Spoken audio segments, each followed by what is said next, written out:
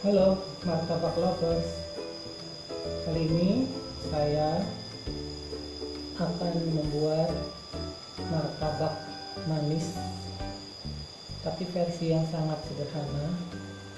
Resepnya mudah dan praktis, tidak memakai telur,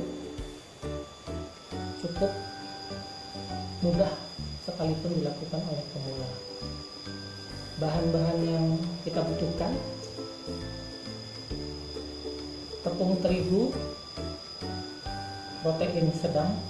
Di sini saya menggunakan segitiga biru sebanyak 220 gram, dan saya mix dengan terigu protein tinggi sebanyak 30 gram.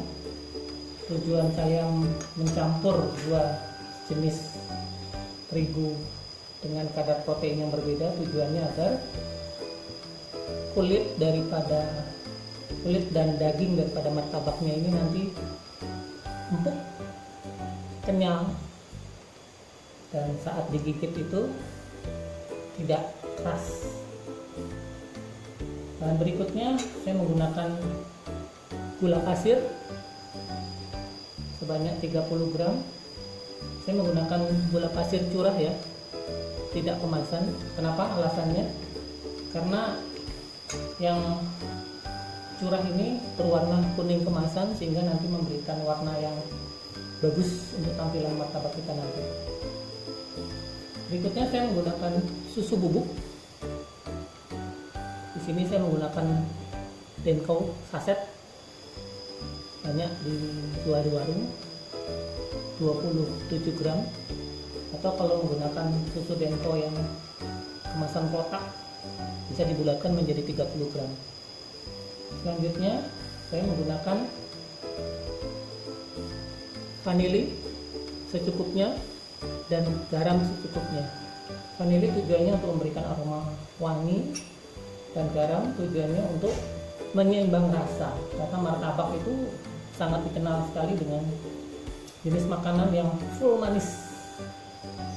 Lalu berikutnya saya menggunakan santan sebanyak 50 cc, kurang lebih seperempat gelas lebih sedikit. Tujuan santan di sini adalah sebagai penggurih. Kita tahu santan itu menggurihkan karena mengandung lemak nabati. Berikutnya air. Saya menggunakan air matang ya teman, karena air mentah nanti tidak baik juga untuk kesehatan, jadi kita jamin saja langsung dengan air matang. Jumlahnya 300 ml.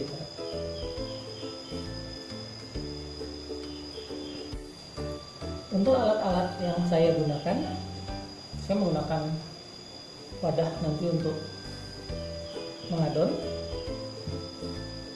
dan juga saya menggunakan spiral whisk. Banyak juga yang mengenal dengan coil whisk. Kenapa saya menggunakan spiral, tidak menggunakan mixer? Karena mixer, bila kita tidak bisa mengendalikan waktu dan kecepatan mixer, maka adonan kita akan overmix, yang nantinya akan merusak adonan itu sendiri. Karena tekstur dari martabak itu adalah kokoh, bukan lembut seperti bolu. Makanya saya menggunakan spiral whisk atau coil whisk ini, agar saat kita mencampur bisa homogen, tidak bergerindil, namun tetap kokoh, tidak overmix. Baik, kita mulai saja. Cara membuatnya, pertama kita masukkan terlebih dahulu tepung terigu protein sedang,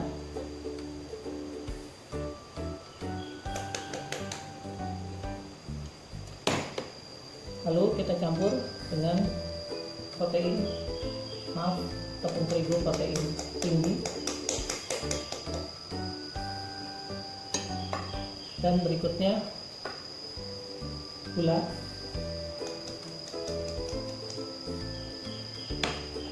garam dan vanila,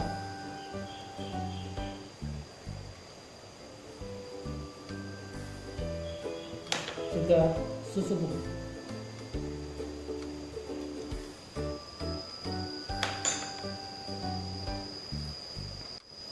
Jadi intinya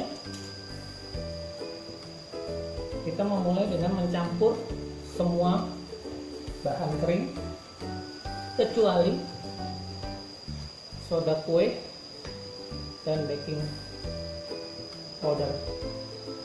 Ini nanti setelah adonan siap, dan santan akan masuk setelah adonan membentuk gluten. Nanti kita simak ya. Langsung saja kita aduk kering dulu.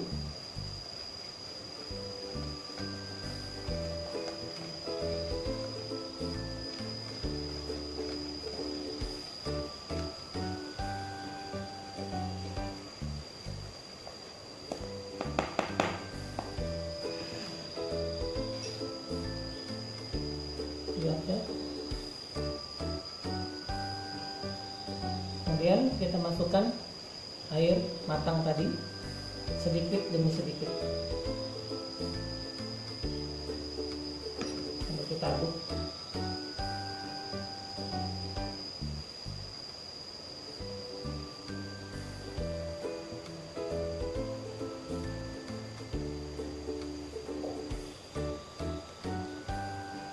Tidak usah aduk karena tidak akan terjadi yang namanya kita kelebihan air, karena takaran yang tadi saya sampaikan di awal itu sudah presisi, sudah pas untuk adonan jumlah yang kita buat hari ini.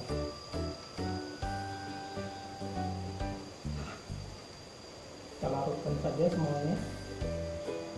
Setelah mulai memadat, kita aduk sampai semua tepung menjadi adonan yang mengental.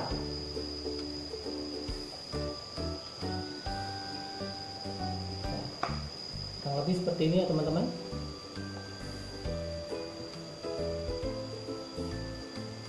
Nah, kalau sudah begini, kita lakukan pengocokan sampai betul-betul homogen, tidak ada bagian-bagian yang masih bergerindil.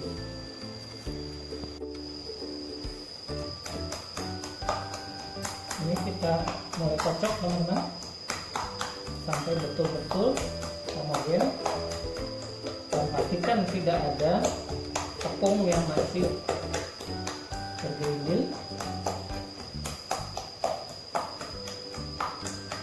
Kecermatan dan ketelitian pada saat kita mengadon adonan awal inilah yang menentukan nanti bagus atau tidaknya martabak yang akan kita buat.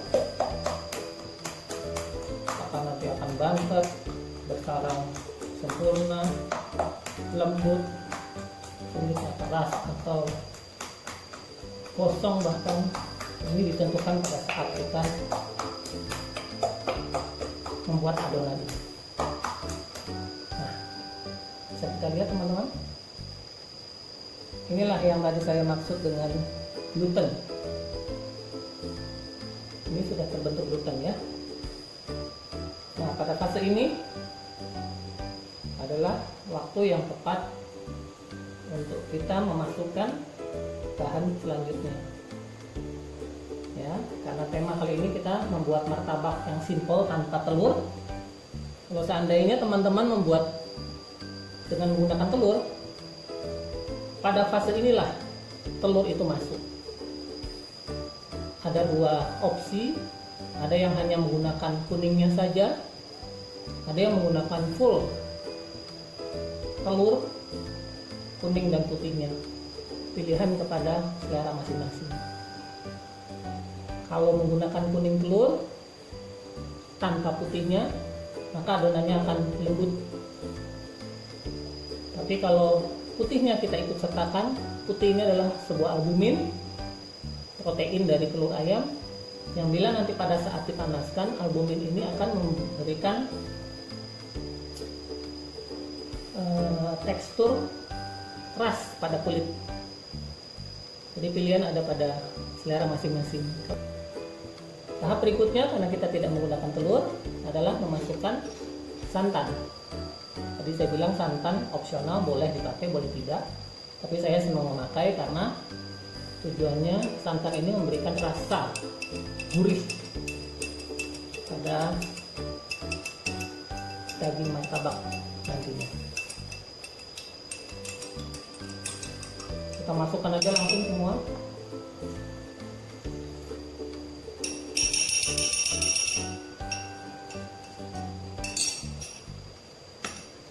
Lalu kita aduk. Jangan langsung dikocok karena ini masih dalam bentuk cair, jadi kalau dikocok bisa muncrat kemana-mana, bisa tumpah kemana-mana. Aduk dulu, yakinkan sudah homogen dengan adonan gluten tadi. Sudah mulai tercium aroma gurih dari santan itu tadi. Nah, kalau sudah tercampur seperti ini, ya, baru kita kocok lagi.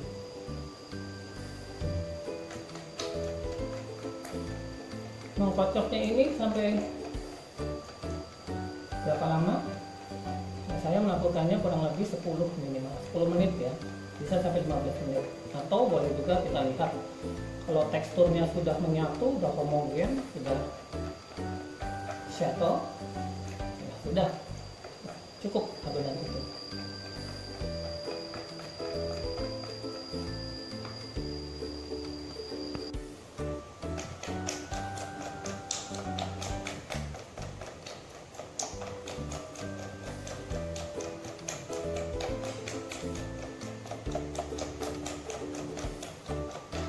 Nah, ini sudah saya kocok ya, teman-teman martabak lover, sekitar 10-15 menit, 10 hingga 15 menit.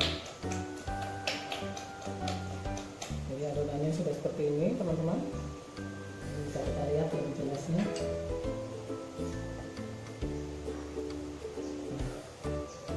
Inilah konsistensi yang tepat, yang pas. Dia kental namun tetap seperti melted, mencair dan continuous, tidak terputus. Jadi parameter kita kapan adonan kita siap seperti ini ya teman-teman. Inilah yang kita inginkan dari konsistensi adonan yang kita buat ya. Kali ini kita capai dengan cara tadi mengocok dengan baik, tidak overmix.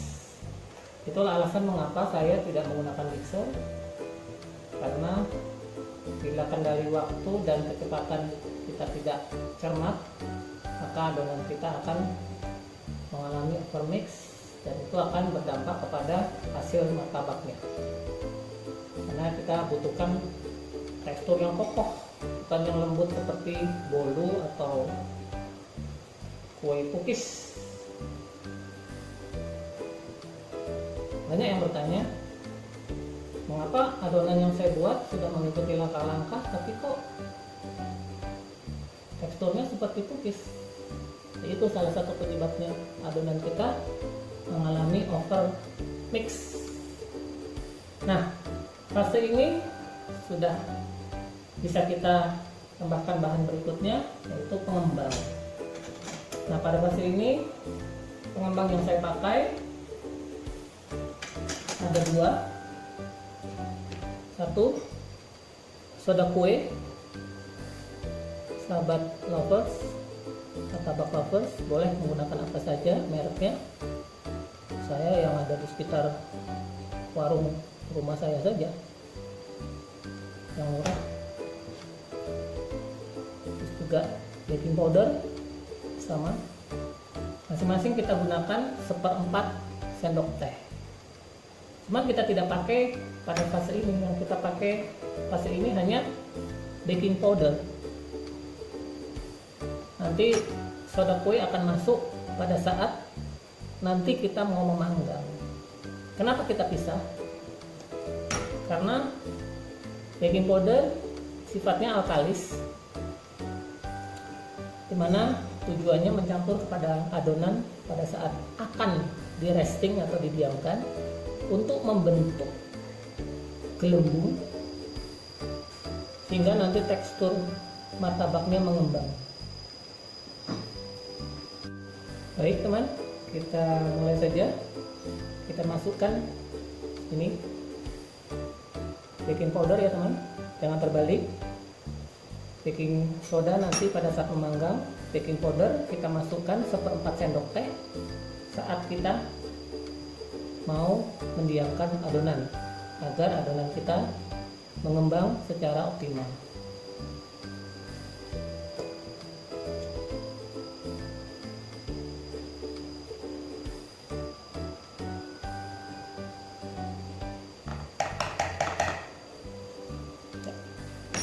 Tidak perlu kita kocok lagi ya teman, cukup kita aduk saja karena adonan kita sudah kalis. Tidak perlu dikocok lagi, nanti overmix. Mengaduknya juga seperlunya, tidak terlalu berlebihan. Yakinkan betul adonan sudah menyatu dengan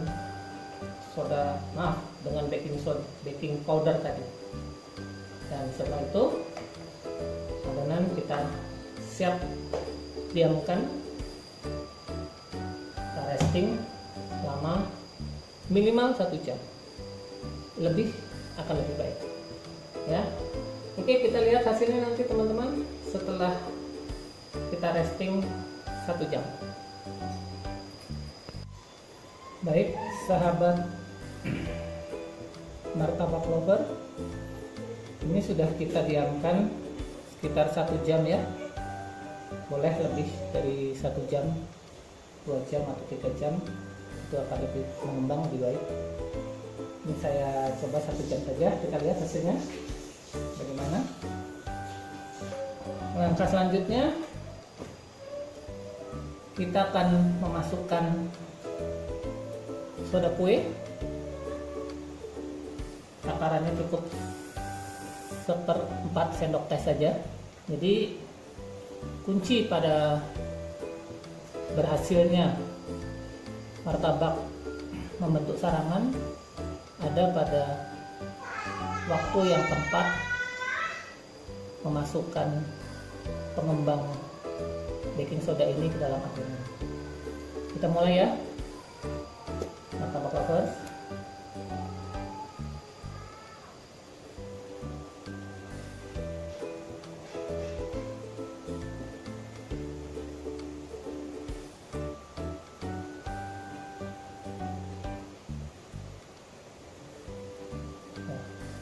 Kurang lebih 1/4 sendok.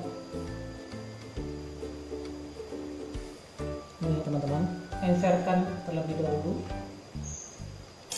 dengan air sedikit saja, tidak perlu banyak-banyak. Yang penting dia tercampur dengan air seperti ini ya teman-teman. Kita aduk sedikit.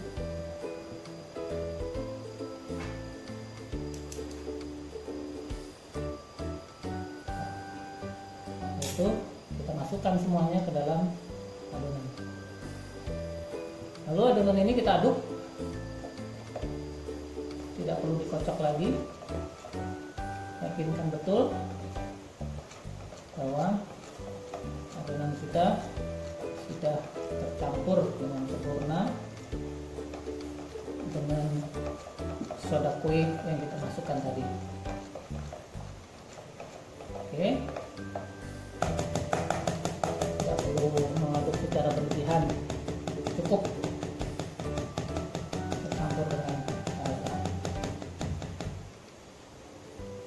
Baik, adonan sudah siap kita panggang.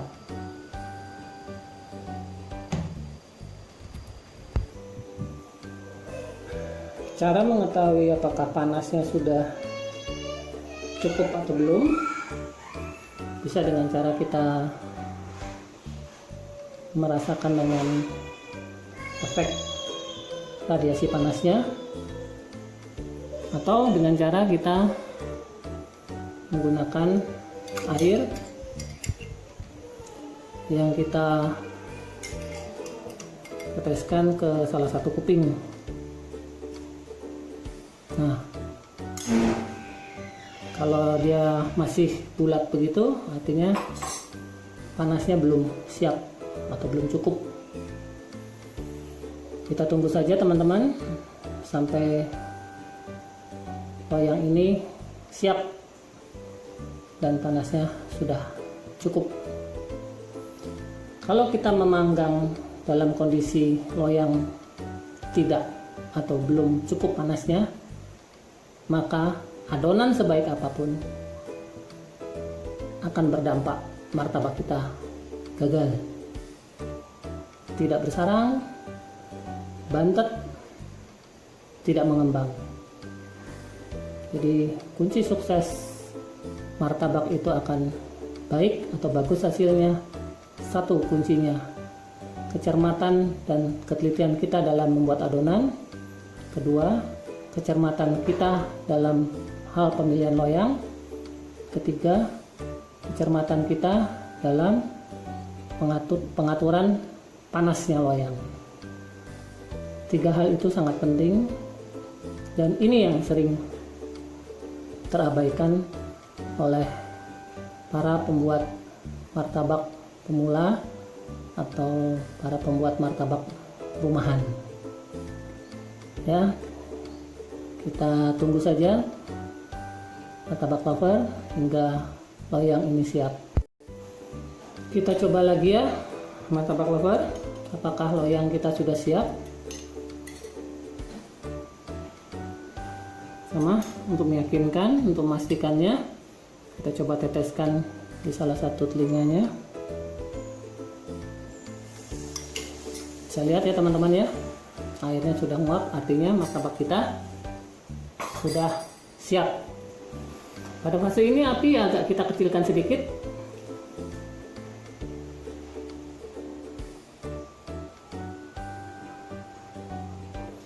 Kita kecilkan, tidak perlu besar seperti awal kita menyiapkan panasnya loyang, karena loyang besi cor itu sangat baik menyimpan panas. Langkah berikutnya kita masukkan adonan. Adonan sudah saya bagi dua ya sahabat martabak lover. Ini kita bagi dua. Ini kurang lebih kalau kita takar dengan gelas ukur ini 300 cc, cukup untuk satu kali masak.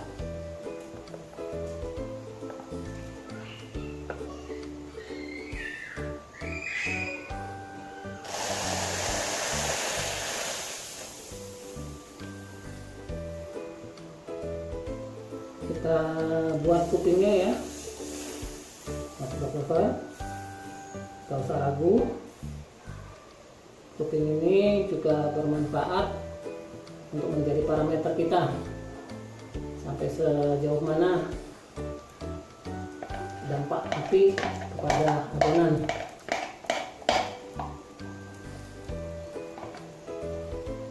Kita mulai lihat sahabat lover, martabak lover mulai timbul gelembung-gelembung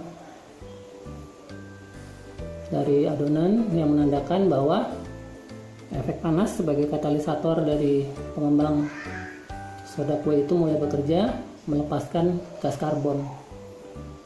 Dan martabak yang bagus memang dimulai dari tepi.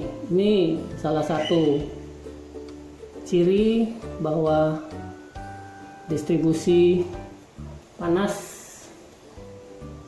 merata ya, lihat merata ke seluruh lingkaran martabak. Kita biarkan sampai betul-betul gelembung ini keluar sempurna sambil kita simak kuping atau cangkang yang tadi kita lebarkan. Ini menjadi tolok ukur kita apakah loyang kita overheating atau tidak. Ini masih stabil ya teman-teman. Bila dia sudah gelembung belum keluar semua tapi ini sudah coklat bahkan mungkin gosong, itu tandanya api terlalu besar. Kita bisa memodifikasi besarnya api pada kompor kita. Bisa kita lihat pengembangannya ya teman-teman. Dia mulai bersarang dari tepi merambat ke tengah. Biarkan sampai dengan mekar mengembang sempurna.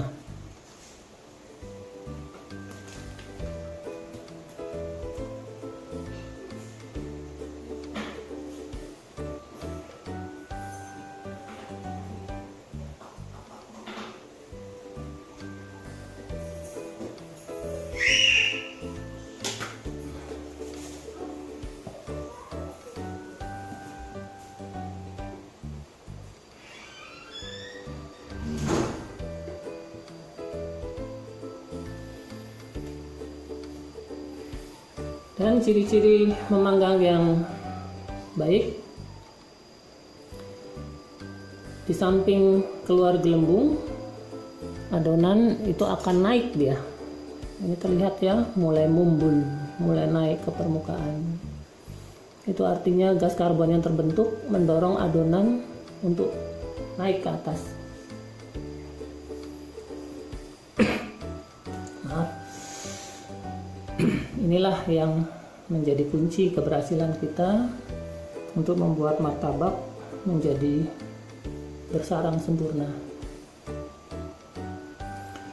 Nah, pada saat kita memutuskan menggunakan loyang aluminium atau bahkan menggunakan teflon, pada saat fase seperti ini sudah mulai mengeluarkan gelembung sebagian besar, saat inilah api mulai kita kecilkan sekecil-kecilnya.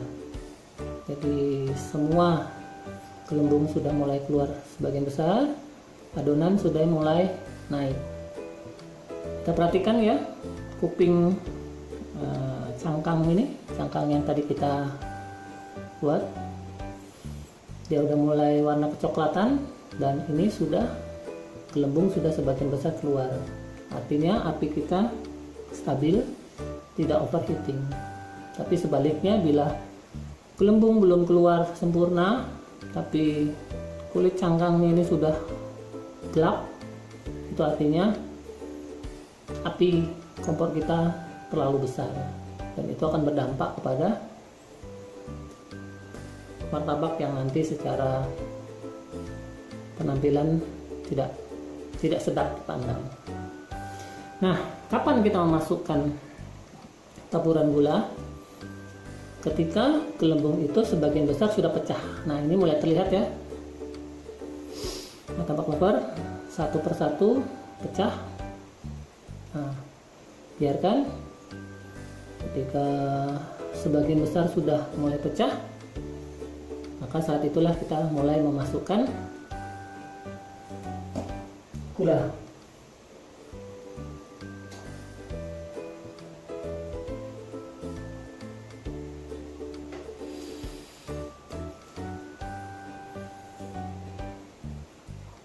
Nah, kita tunggu. Ini sengaja tidak saya skip ya, teman-teman martabak lover. Saya ingin membuktikan bahwa begitu pentingnya pengaturan api pada saat kita memanggang martabak.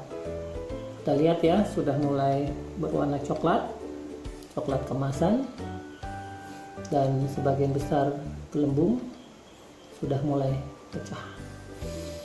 Ya, nah pada saat seperti ini kita sudah mulai bisa memasukkan taburan gula pasir. Tujuannya untuk mempercepat pecahnya gelembung. Kita lihat, nah ya, begitu saya taburi gula, gelembungnya otomatis pecah.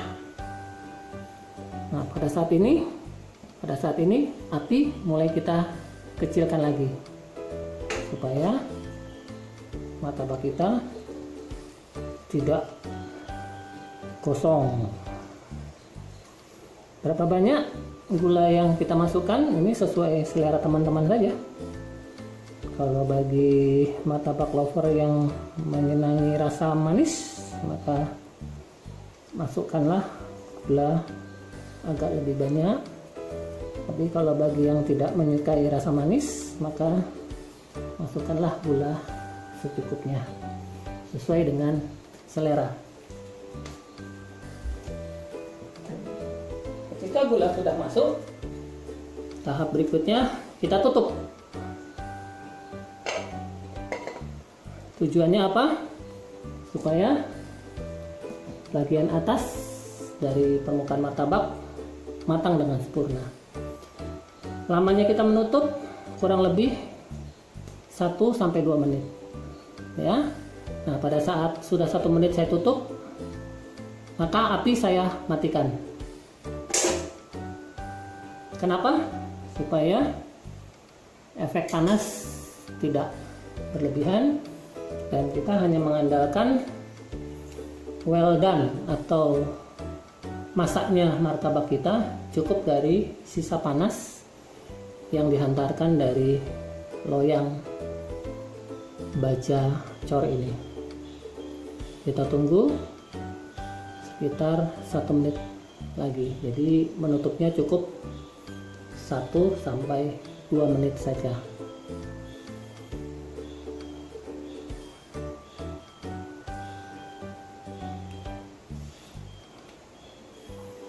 Baik, martabak lover, kita lihat hasilnya. Ya, bagaimana? Sempurna. Nah, pada fase ini kita sudah bisa mengangkat martabak. Sebelum itu kita siapkan dulu apa ini? Telenan ya, untuk wadah pertama pada saat kita mengangkat ini. Saya menggunakan apa ini? KP ya. Ada sebagian orang bilang KP. Ini banyak digunakan untuk mengerok tembok pada tukang-tukang bangunan. Tapi ya, jangan dipakai yang bekas juga ya, kalau bisa yang baru. Ini saya baru ya. Dari awal memang sudah saya gunakan untuk ini martabak.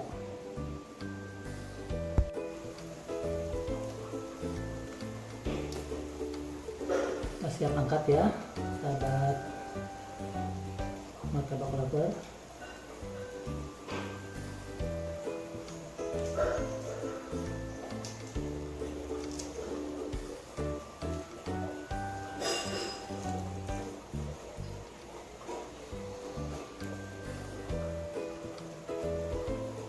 Bebaskan dulu apa ini namanya, cangkangnya ya.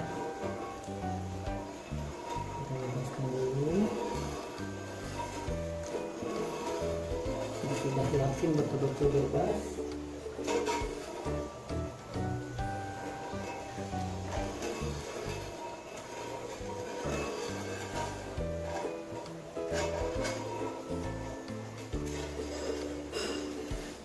Cantik sekali ya.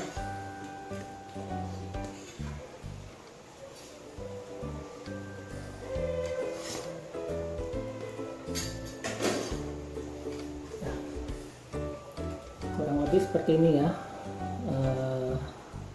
sahabat martabak lover. Betul-betul dia bersarang, cangkangnya kuning keemasan ya, dan tampilannya cukup menarik ya. Sekarang tahapan berikutnya tinggal kita berikan topping, tapi sebelum diberi topping kita olesi dulu dengan mentega ya. Kita olesi dulu ya teman-teman.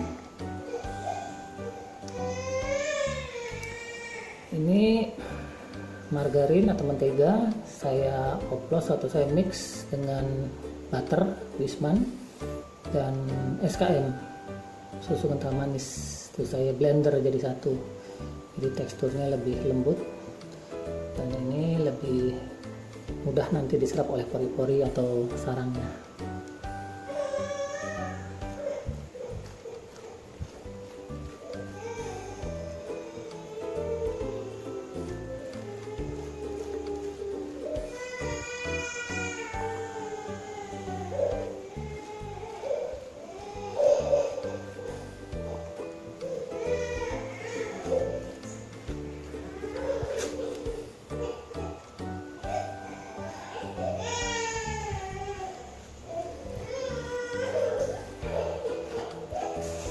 Ya, kurang lebih seperti itu ya teman-teman. Tujuan pengolesan margarin ini adalah agar tekstur martabak tetap lembut dan gurihnya mentega Wisman dan susu kental manis bisa menyerap pada kulit dan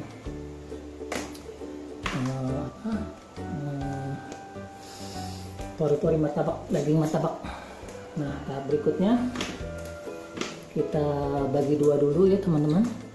Tujuannya apa? Agar mudah nanti saat melipat.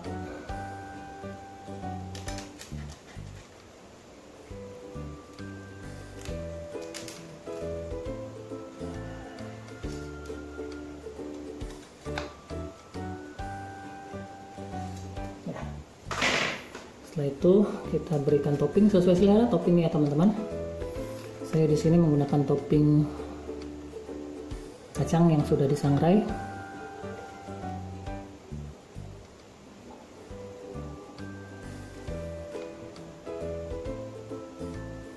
Kita berikan jumlahnya juga sesuai selera masing-masing. Kalau senang kacangnya lebih banyak, maka taburilah sesuka kalian. Bila suka keju, boleh juga kita beri parutan keju. Kalau yang pedagang suka pakai itu keju Kraft khusus martabak.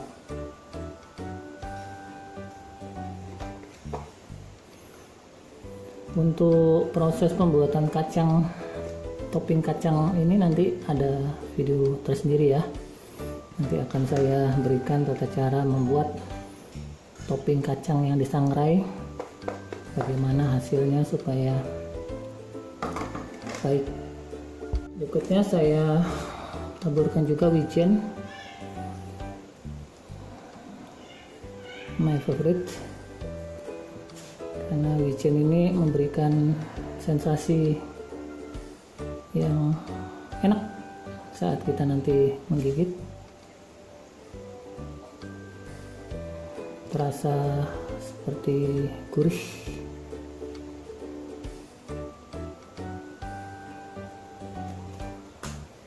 Berikutnya saya juga beri campuran lagi biar lebih sempurna. Jumlahnya juga sesuai selera saja.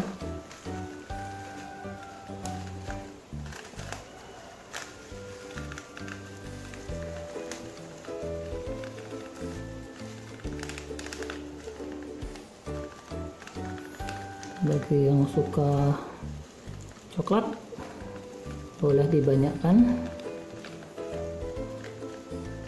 Untuk jenisnya boleh Anda bebas, mau pakai seres, mau pakai merek apa, sesuai selera saja.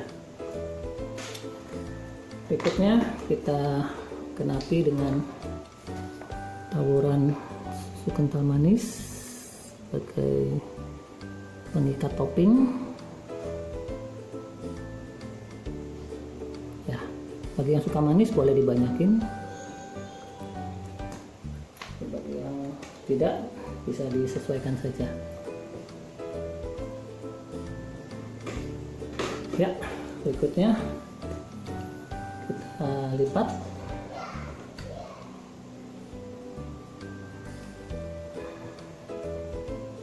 Ya, lihat ya teman-teman kulitnya. Ketika kita bisa mengatur panas, maka kulitnya pun akan tidak terlihat gosong. Kita olesi juga butter atau mentega, tujuannya agar kulit martabak lembab dan itu akan menjaga cita rasa.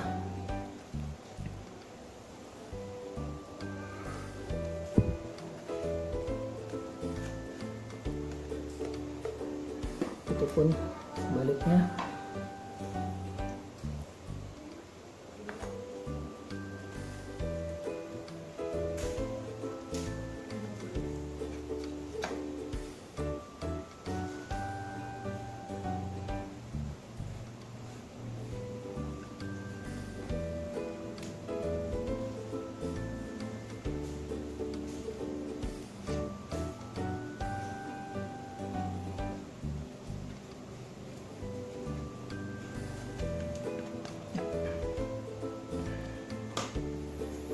Ya, di sini bisa kita lihat teman-teman,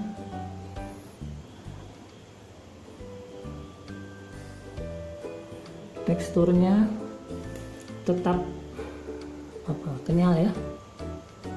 Dan saya mau perlihatkan kepada teman-teman martabak lover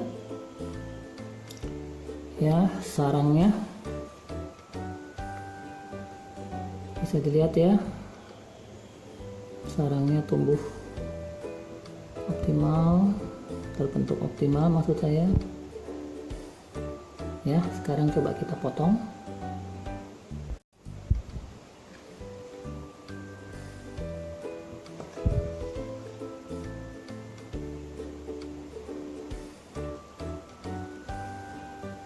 Saat kita potong pun terasa begitu kenyal ya. Kenyalan ini dibentuk tadi dari campuran terigu protein sedang dan terigu protein tinggi. Walaupun tanpa telur teman-teman. Di sini saya buktikan tanpa telur sekali lagi ya. Bisa terlihat teman-teman bagaimana bentuk ya, teksturnya tebal, kenyal ya, dan kaya dengan topping wijen dan coklat. Dan di sini lihat cukup kenyal walaupun tanpa telur ya. Baik teman-teman, saya kira itu tutorial singkat cara membuat martabak dengan resep sederhana, simple, dengan bahan yang cukup mudah, dan saya harap kalian berkenan, video ini dapat Anda share ke teman-teman, dan bila Anda berkenan juga bisa subscribe untuk mengikuti resep-resep berikutnya dari saya, Studio Dapur Martabak. Dan jangan lupa, bila ada pertanyaan silakan Anda komen di kolom komentar, nanti sebisa mungkin akan saya jawab. Terima kasih. Salam martabak lover. Sahabat lover, kita berikan juga kesaksian, testimoni. Ini anak sulung saya yang bernama Asti, baru kelas 4 SD. Gimana sayang? Enak, lembut, empuk. Bilang, tanpa telur loh ini. Ini tanpa telur. loh. Nah, nantikan video berikutnya untuk pembuatan martabak-martabak varian lainnya ya. Terima kasih. Jangan lupa selamat mencoba. Salam martabak lover.